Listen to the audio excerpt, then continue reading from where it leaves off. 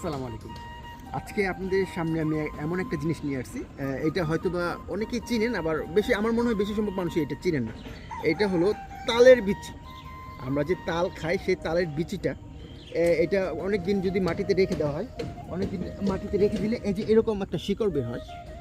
এরকম শিকড় বের হলে সেইটা আবার মানে আমরা যারা ছোট ছিলাম, আমরা যারা 90 দশকের মানুষ, ওরা পুরাতন আগে যারা, এখন হয়তো বা তেমন একটা পাওয়া যায় না, অনেকে চিনে না, বাট এখনও গ্রামে গঞ্জে পাওয়া যায় আর কি।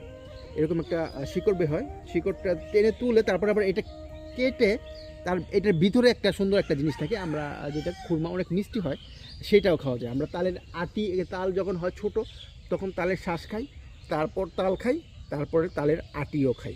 তো ওই যে বলেন না, আটিও খাবো, আমও খাবো, আমের আটিও খাবো, সেরকম আর কি, তালও খাবো, তালের আটিও খাবো। নতুন একটা জিনিস, তাই আপনাদের সামনে উপস্থাপন করলাম। ভালো থাকবেন সবাই, সুস্থ থাকবেন, আমার জন্য দোয়া করবেন, আমার পরিবারের জন্য দোয়া করবেন। আসসালামু আলাইকুম ওয়া রাহমাতুল্লাহ।